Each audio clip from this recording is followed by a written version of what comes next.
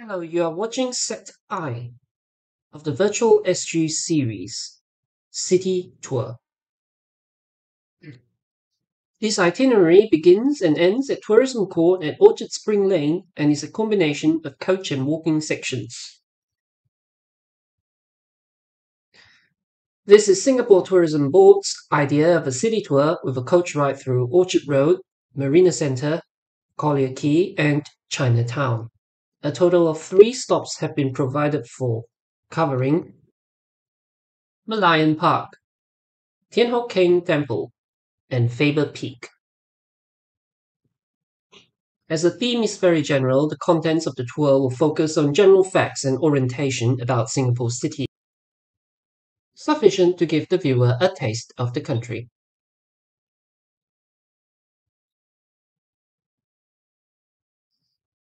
As mentioned in the previous video, commentary on coach routes should focus on general topics relevant to objects appearing in front of the window, such as trees and cars, or on iconic structures that will be difficult even for the most inattentive passenger to miss as the coach passes it.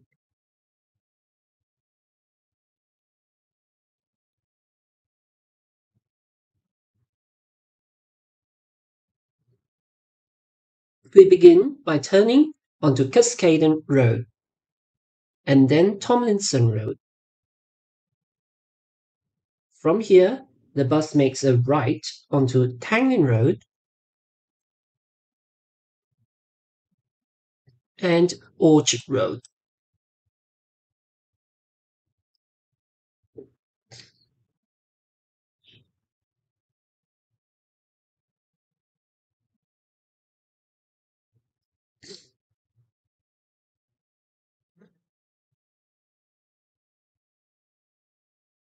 Since this tour is focused on the city of Singapore, giving the visitor an orientation is in order.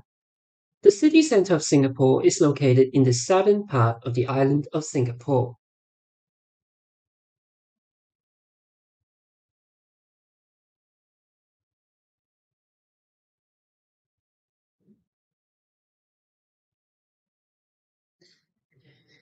It is not only the center of economic activity and the area that visitors are most acquainted with, but also it is the most historic part of the island.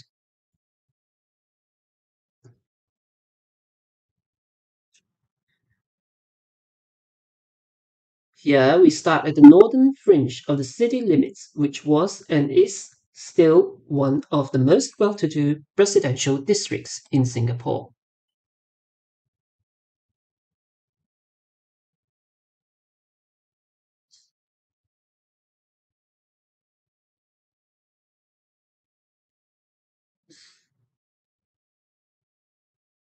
Otherwise known as District 9, an apartment here easily fetches over $1 million.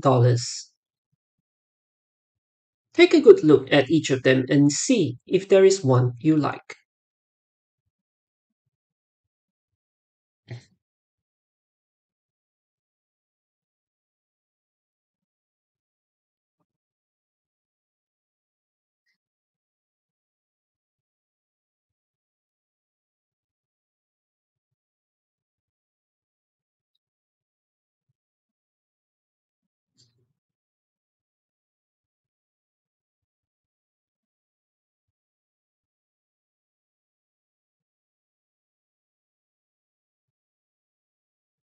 Who knows, you might just have diplomats as your neighbors, as this area is a popular choice for the location of many countries' embassies.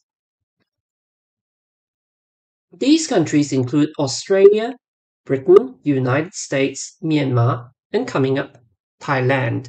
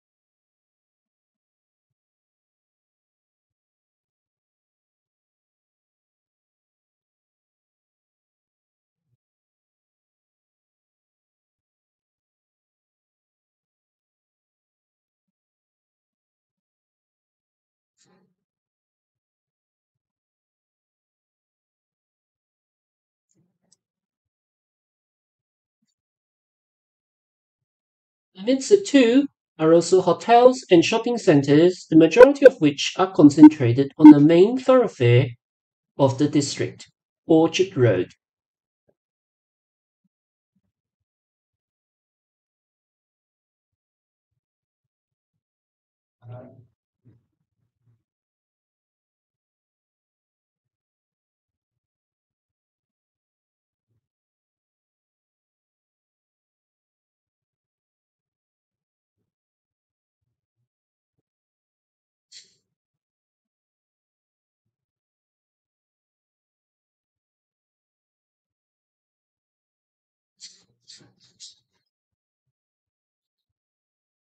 One of the indications that a person is in the city proper is the road gantry known locally as ERP.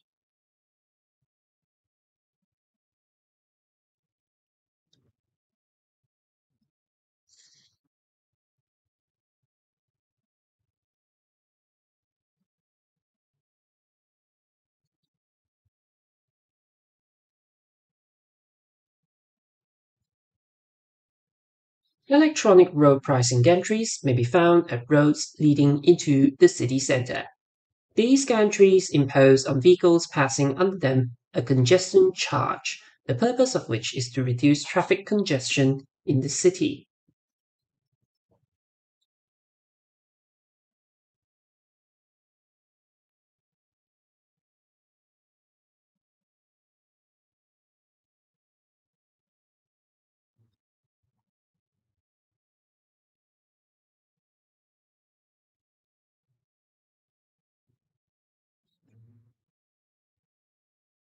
A drive down this strip is particularly popular at the end of the year when Christmas lights dangle from canopies of trees lining the road.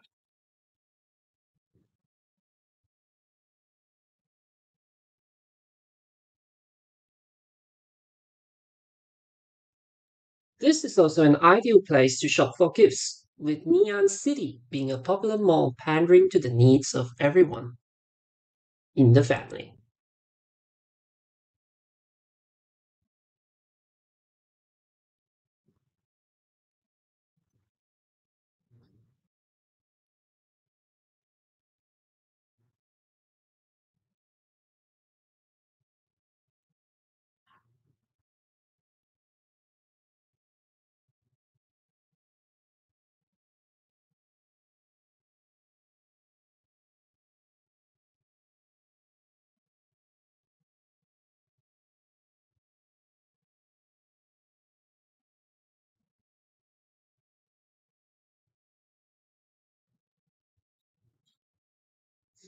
If anyone is curious over how the name of the road came to be, the district in early Singapore was home to numerous nutmeg plantations and later fruit orchards. Hence the name.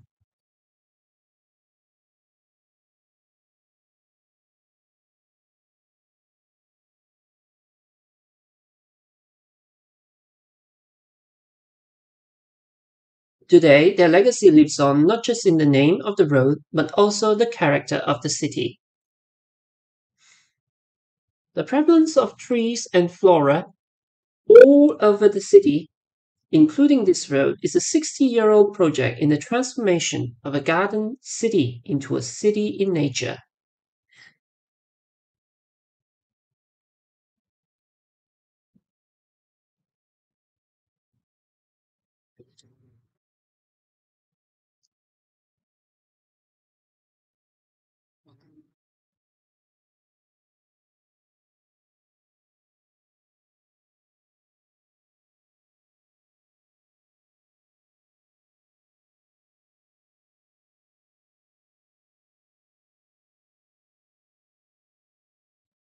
The planting of trees not only provides shade against the tropical sun, but serves an aesthetic purpose in softening the hard concrete jungle of buildings and cleaning the air.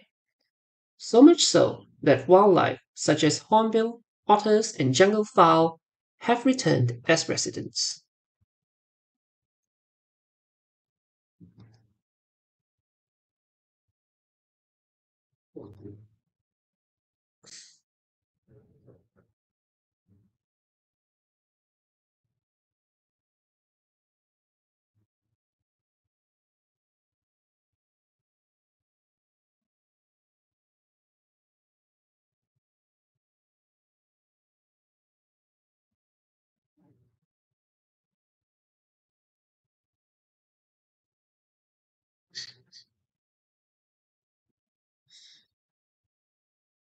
If the most famous resident of Orchard Road is none other than the President of Singapore.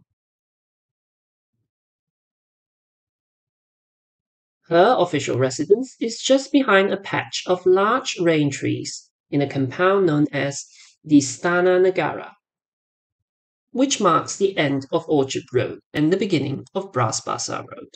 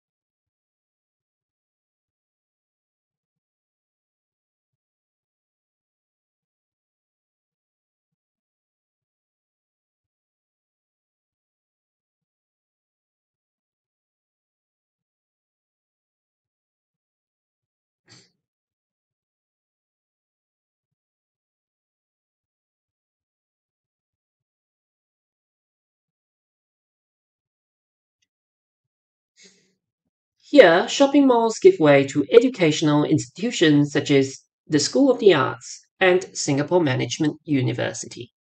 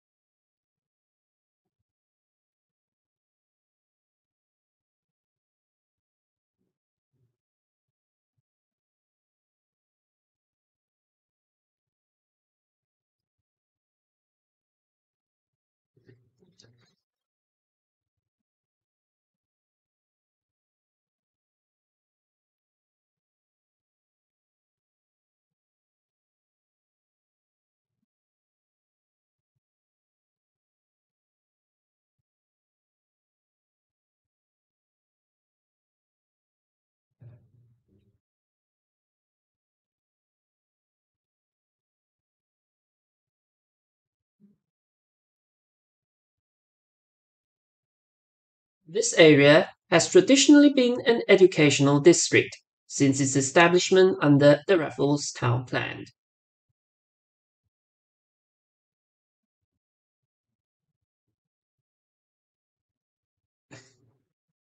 This plan is largely responsible for the various districts that exist in the city today, including Kampong Glam, Raffles Place, and Chinatown. While some schools have moved out, one institution that remains a vestige of colonialism is the Raffles Hotel, also famous for the Singapore Sling cocktail.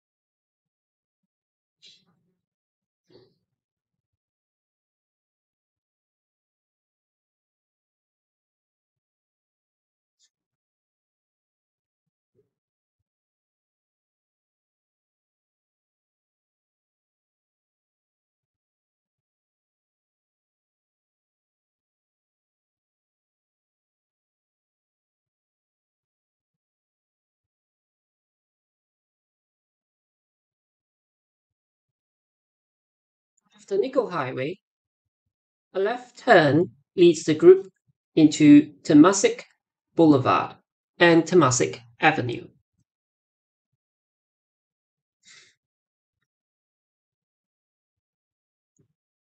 This area is fairly recent, having been reclaimed from the sea some 50 years ago and then developed in the late 1980s.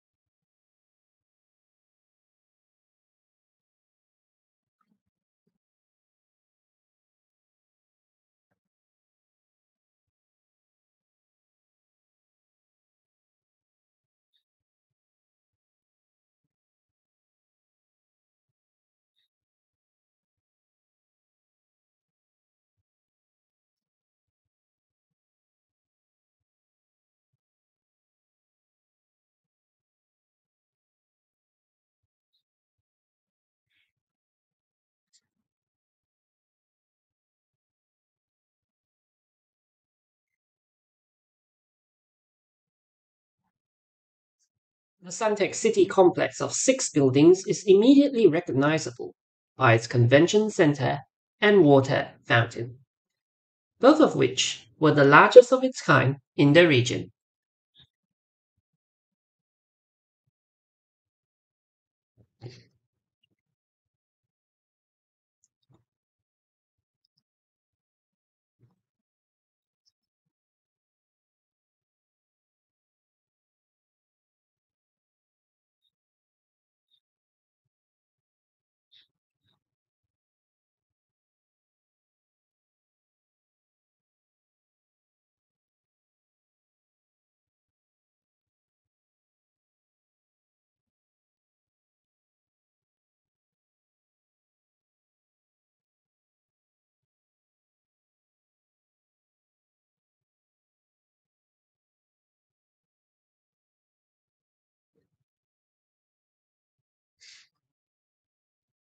The loop is completed with a right turn onto Raffles Avenue.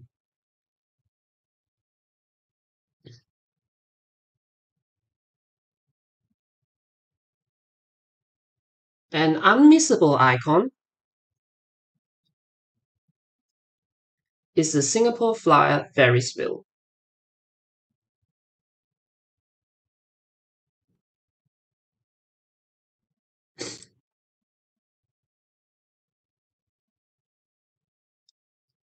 The observation wheel stands where Marina Channel forks into Kallang Basin in the east and Marina Bay in the west.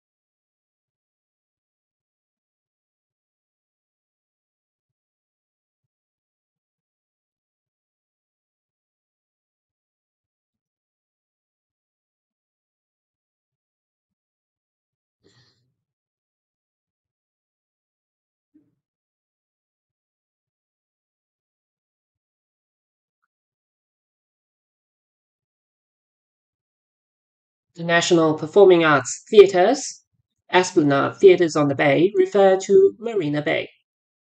The spiky roof reminds locals and our cousins in Southeast Asia of the king of fruits, the durian.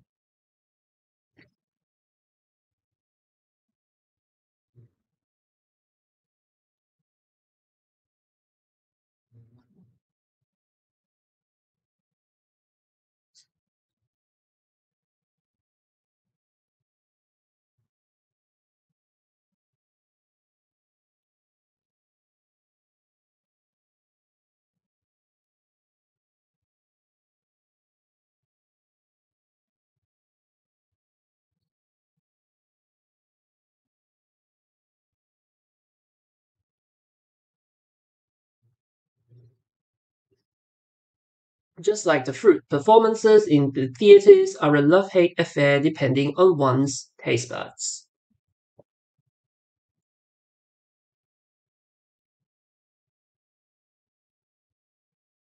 While the original route would see the bus enter Connaught Drive and finish at Fullerton Road, Connaught Drive has since been closed to vehicular traffic. The condition of the road, while aesthetic, was never designed to handle heavy vehicles. It is likely that the bus will travel along Esplanade Drive before turning right into Fullerton Road.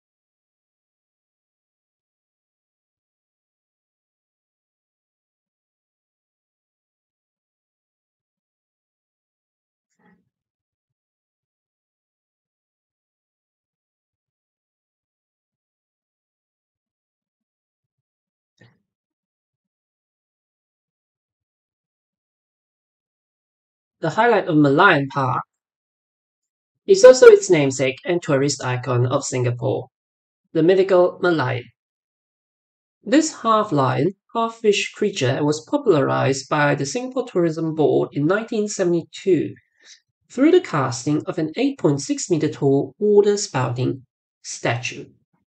It stood at its original location at the mouth of the Singapore River for 30 years before moving here to Marina Bay. The design of the Merlion is inspired by Singapore's origins as a maritime settlement and a lion city, the latter being the English translation of its Malay name.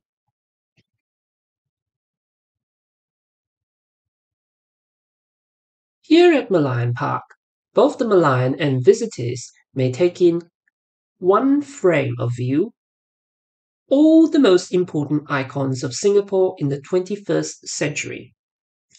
From left to right, they are Esplanade Theatres on the Bay,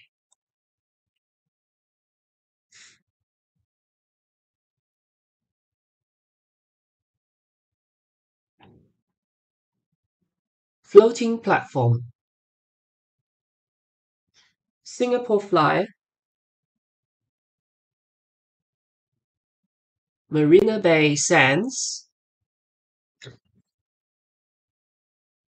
and Marina Bay Financial Centre.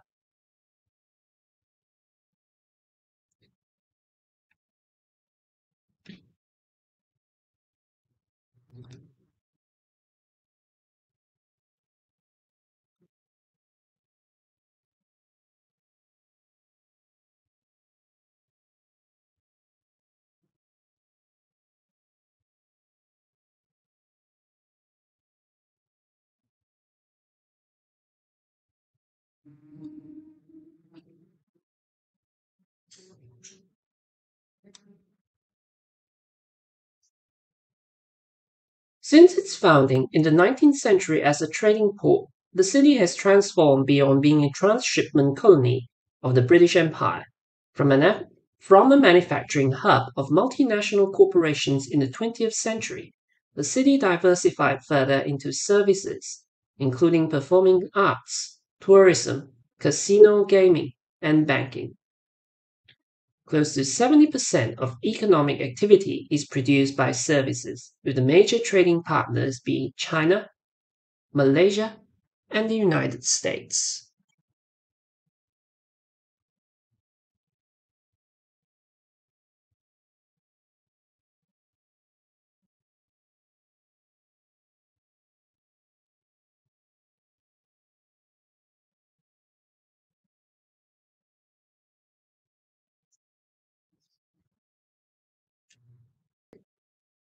The second leg of the coach route is relatively short, continuing from Fullerton Road onto Raffles Quay, making a right onto Cross Street, before turning left after Cecil Street onto Telok Ayer Road.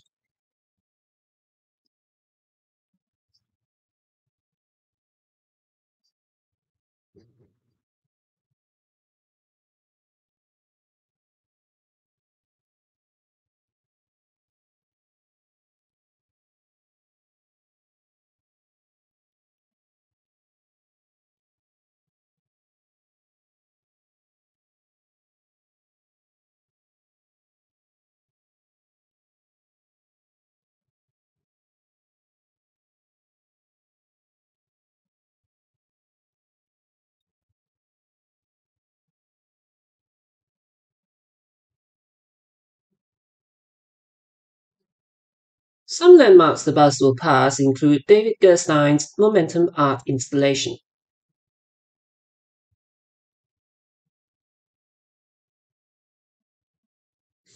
a metalwork representing people of the business district and their climb up the slope of progress,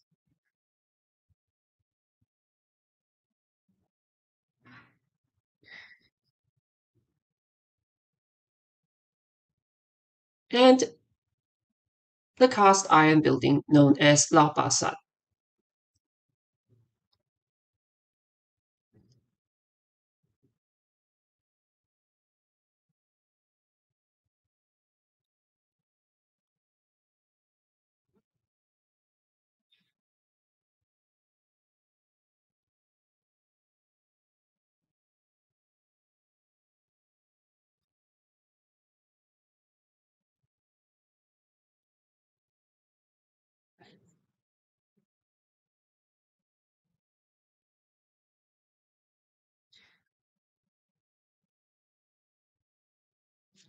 A Victorian-styled cooked food market containing a collection of individual stalls selling cuisine from all over the world.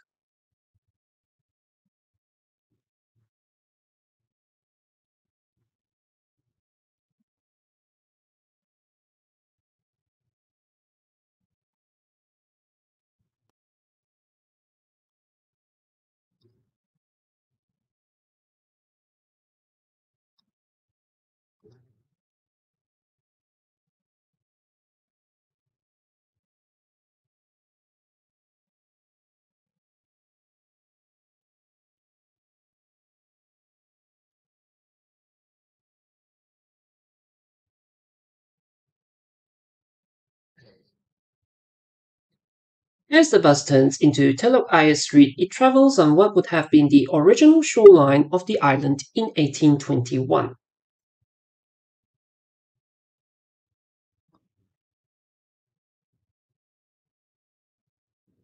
New arrivals on sailing ships would be greeted by buildings on the right, religious institutions that many would give thanks to for a long but otherwise safe trip over the seas.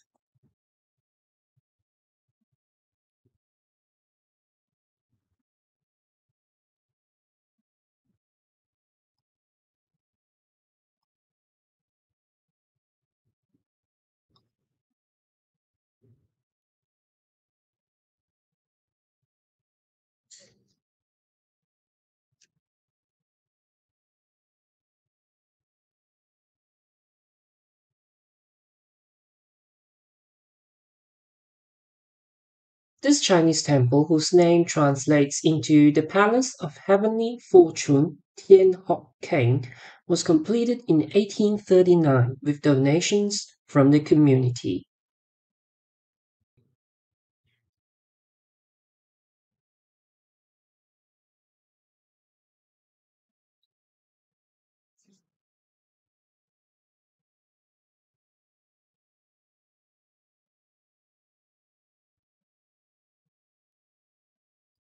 Its origins began as a joss house in 1821 dedicated to the Chinese goddess of the sea, Ma Su.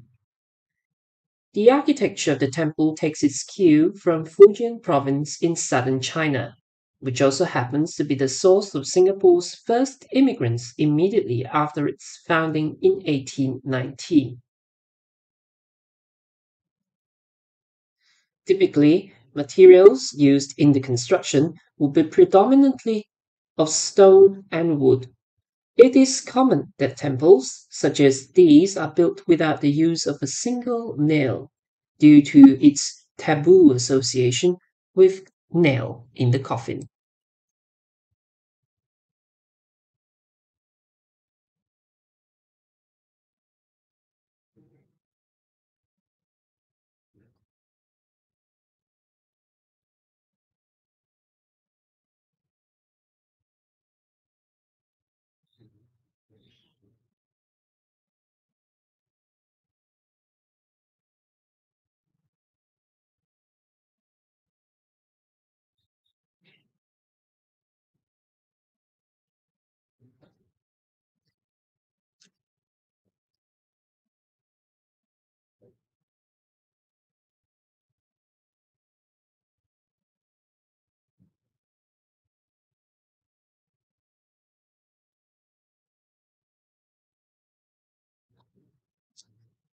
Such a temple would also have three portals as its entrance, with the main one reserved for the divine.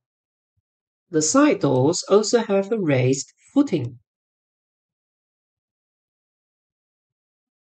known as a threshold, which naturally forces all who enter to take a bow before the gods.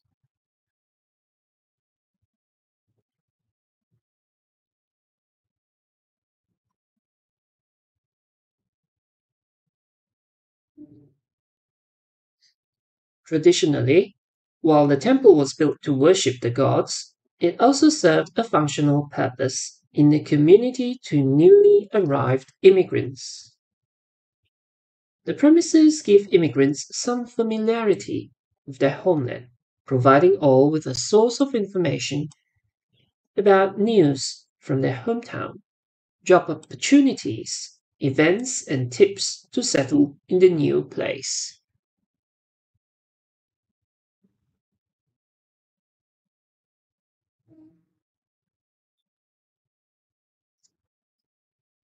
Demand for such services helped formalize the setting up of the Singapore Hokkien Huiguan on the grounds. This is a clan association set up to serve the needs of the Hokkien Chinese. Their current offices are just across the road from the temple.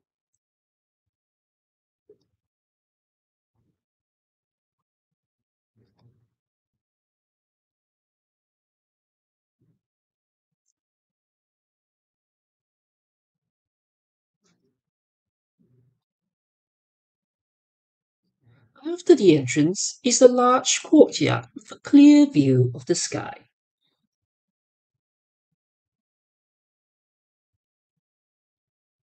In this case, heaven.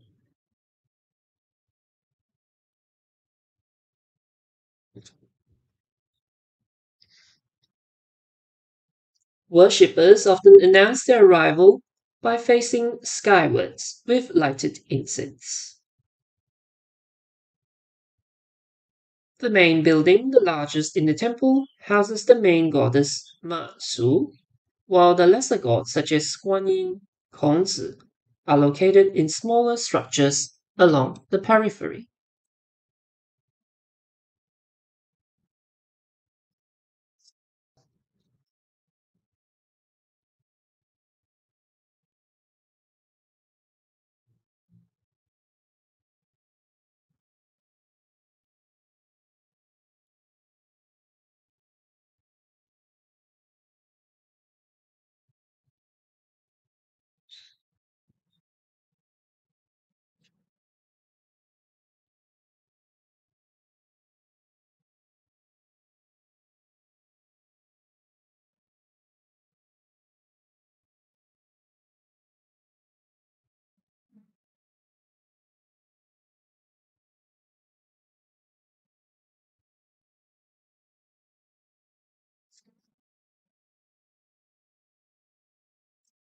The statue of Ma Tzu in the main building was carried by ship from Fujian in 1840, which it remains to this day.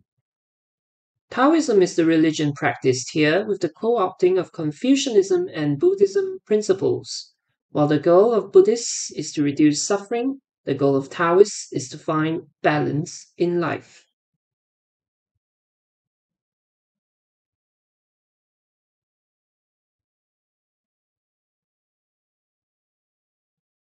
Such balances are defined by yin and yang, hot and cold, action and inaction.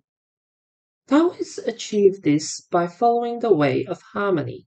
To put simply, a black in white and a white in black forming a unity rather than a world divided between black and white.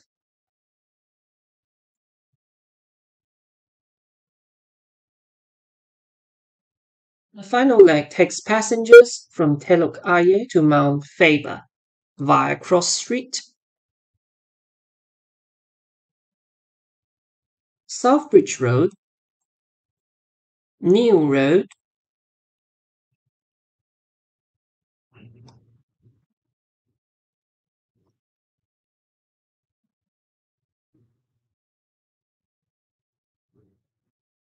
Kampong Baru Road,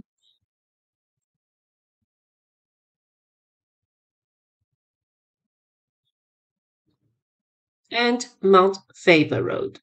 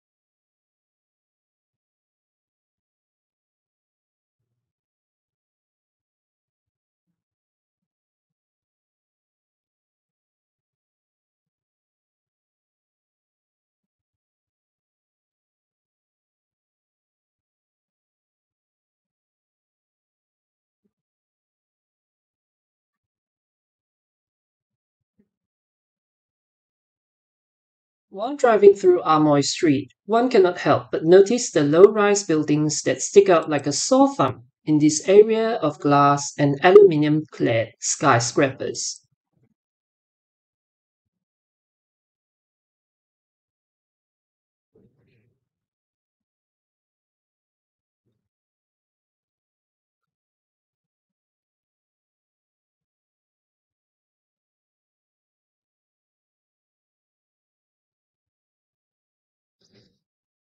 That's because these buildings belong in an era when air conditioning did not yet exist and steel and masonry was hard to acquire.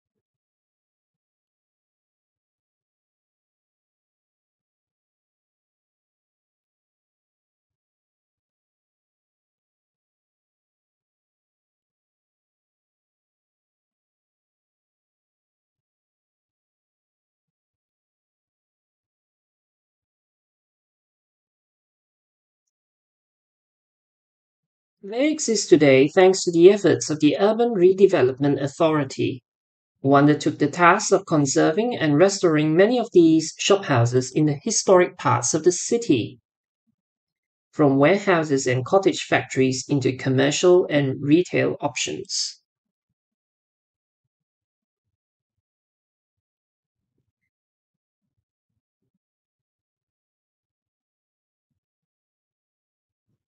Unique to these shophouses are the 5-foot way louver timber windows and ventilation holes, all of which serve to keep out the tropical heat and sun while allowing air to flow in the humid conditions of Singapore.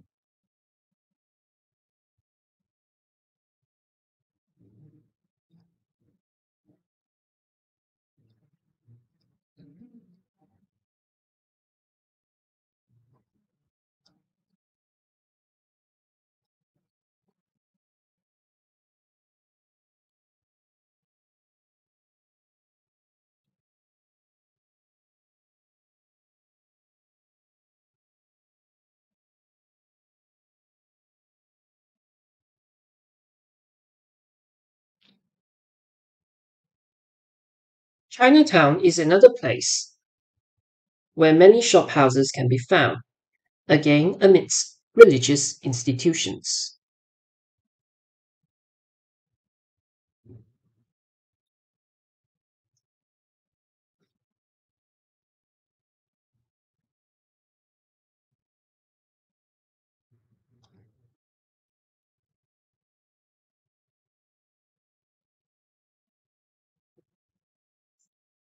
The Sri Mariamman temple stands out amongst them thanks to its tall gopuram of Hindu deities overlooking the street.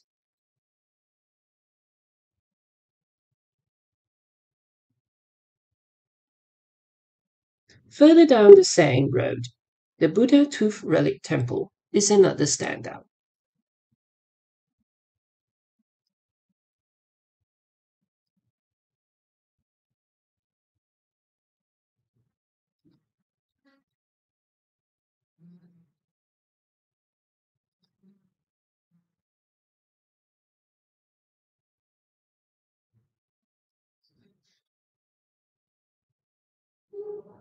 The population makeup of Chinese, Malays, and Indians, who altogether account for 99% of citizens, and their freedom to practice different faiths, are another unique characteristic that gives Singapore society a multicultural, multiracial, and multi-religious setup.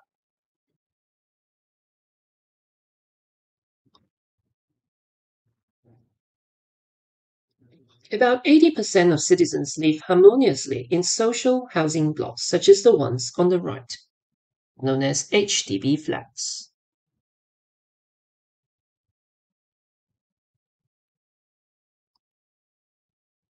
These flats may range from studios to four-bedders and are 99-year leasehold apartments available to married couples.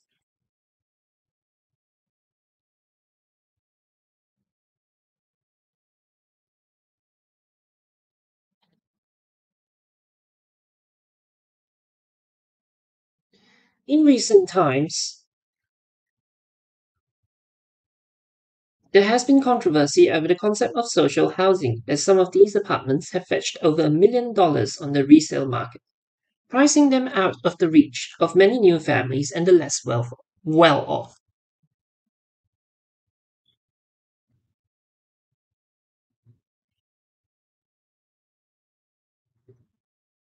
One such development where many transactions have crossed $1 million is the Pinnacle at Duxton.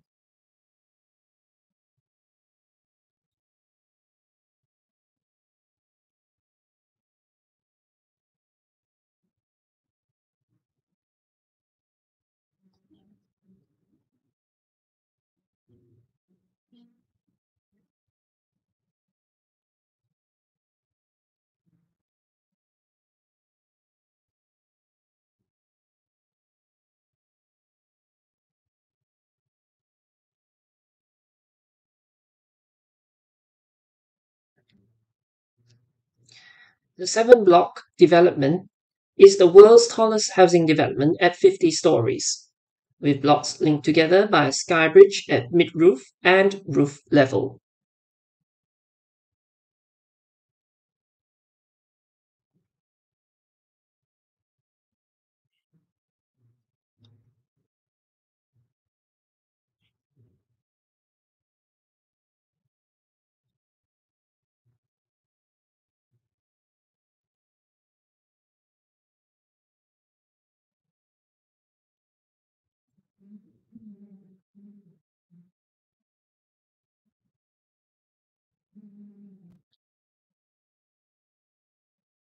Lorong Baru Road is anchored by the campus of the Singapore General Hospital.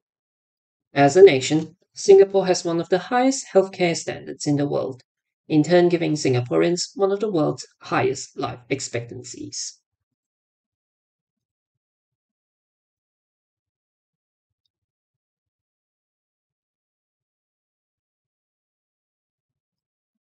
Healthcare costs are managed individually through the Medisave component of a Citizens Central Provident Fund, a nationally administered retirement savings program. Medisave is a compulsory savings program for all working Singaporeans, the funds of which can be used for their medical bills and health insurance.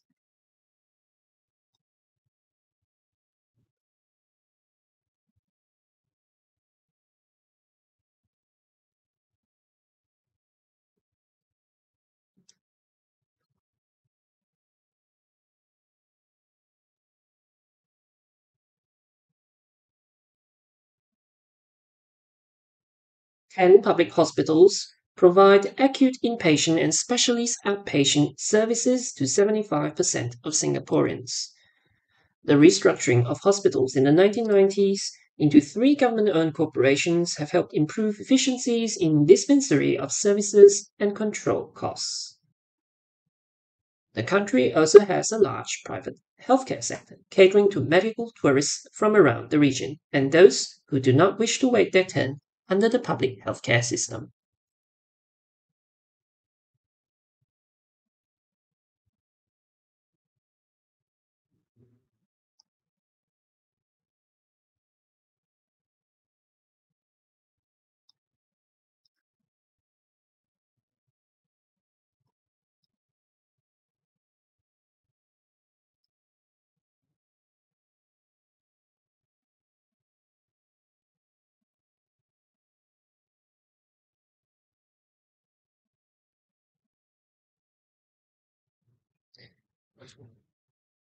Another example of Singapore's multi-religious society comes up on the right in the form of the Church of St. Teresa, a Romano-Byzantine design building inspired by the Basilica of the Sacred Heart in Montmartre, Paris.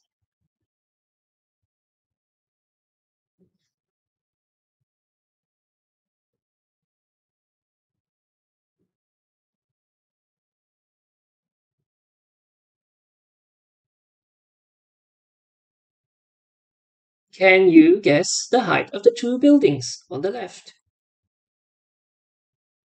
These are container freight stations whose facade has been cleverly disguised to blend in with the residential environment of the area. The large geometric facade is intended to make the buildings appear smaller than they really are.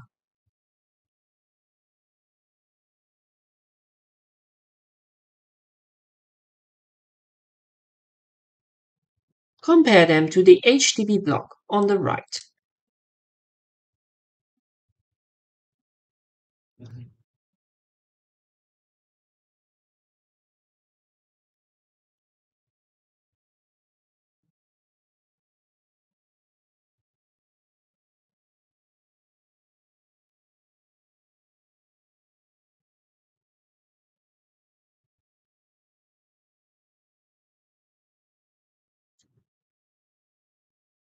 Many examples of these stations, also known as district parks, exist all over Singapore.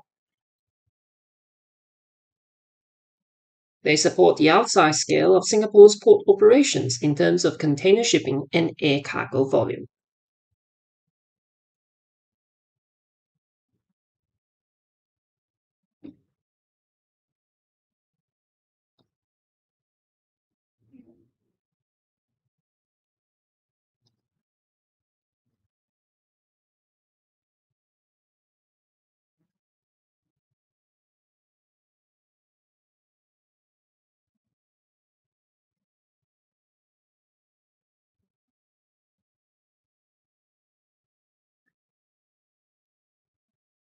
The bus now climbs 100 meters towards the tallest natural point in southern Singapore, Mt Faber Peak.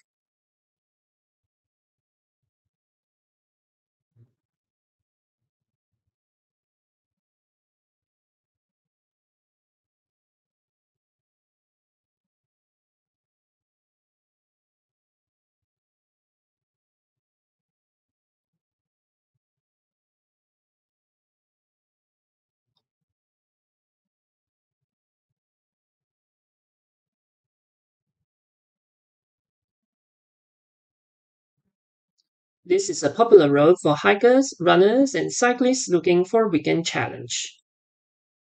Some of the more popular sports in Singapore are hiking, running, and cycling.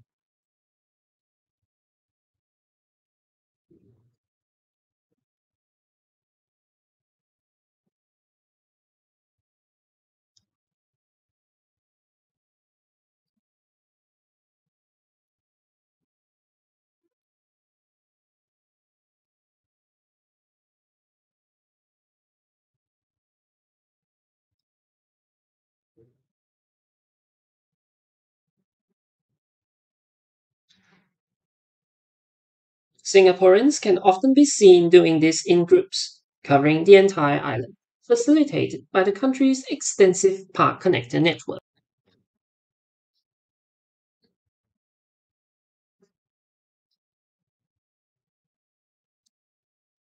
The current ridge, Mt Faber, is part of one such network connecting the southern ridges of Singapore.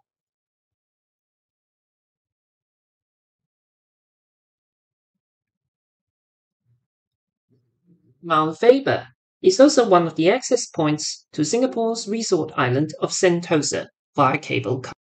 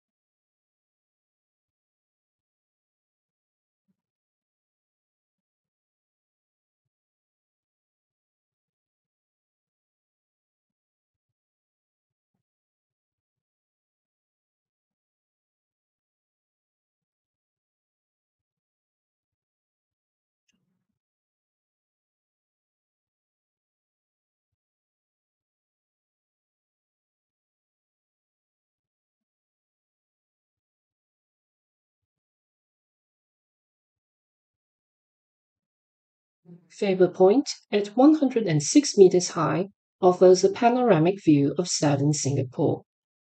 Besides the main island of Singapore at 725 square kilometers, the country is also composed of 64 smaller islets, many of which are in the south. They share the space with ships from all over the world that call into ports at Pasir Panjang.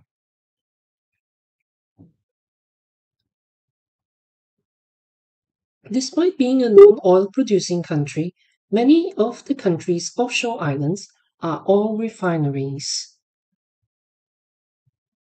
for major petroleum companies.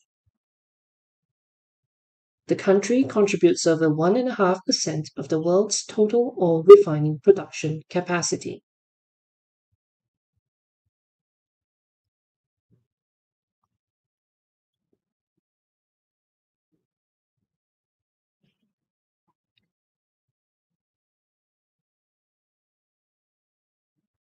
To the north is a jungle of concrete buildings.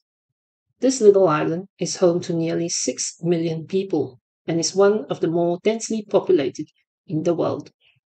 The reality is not so obvious on the ground because of clever land use planning and extensive use of greenery.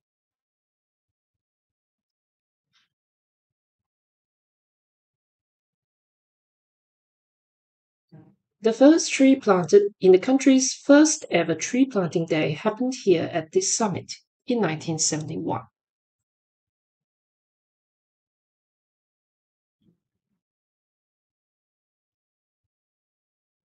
Proliferation of trees on the road and frontage of buildings give the illusion of a garden.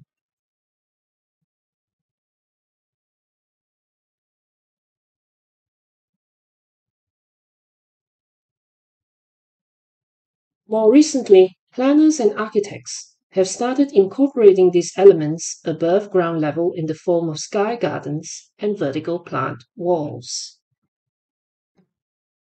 It may therefore come as no surprise that a few years down, this view would appear greener than it is today.